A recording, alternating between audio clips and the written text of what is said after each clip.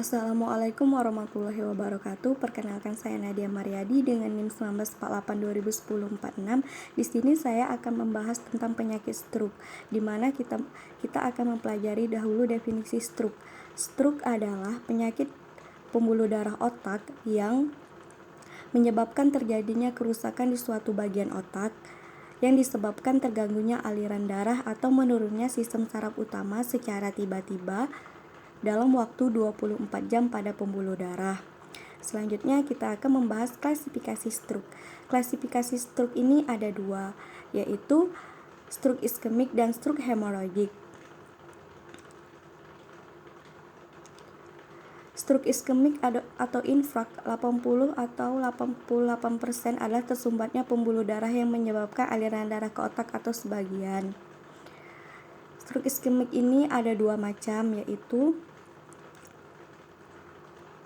stroke trombotik.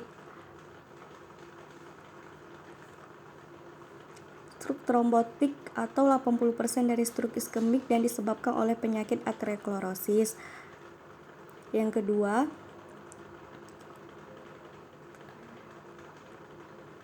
stroke embolik.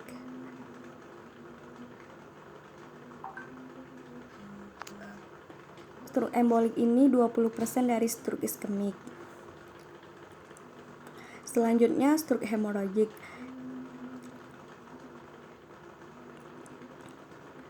Stroke hemoragik adalah 12-20% adalah pendarahan intraserebral hingga 75% dari stroke hemoragik dan disebabkan oleh pecahnya pembuluh darah yang terletak di parenkim otak.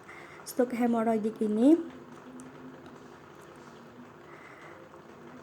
dibagi menjadi dua, yaitu perdarahan suprakonoid hingga 25% dari stroke hemoragik yang disebabkan pecahnya pembuluh darah sampai ruang suprakonoid. Gejala dan tanda-tanda pada pasien stroke.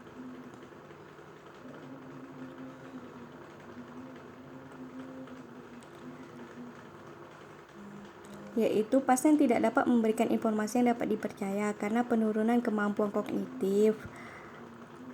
Selanjutnya,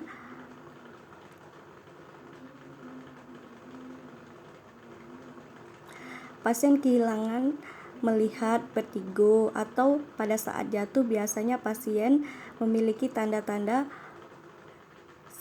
pada sistem saraf utama. Faktor risiko pada pasien stroke. Faktor risikonya ada dua. Yang pertama, faktor risiko yang tidak dapat dimodifikasi seperti umur, jenis kelamin, dan riwayat penyakit keluarga. Yang kedua, faktor risiko yang dapat dimodifikasi seperti hipertensi, diabetes, obesitas, diet, dan obat kontrasepsi oral.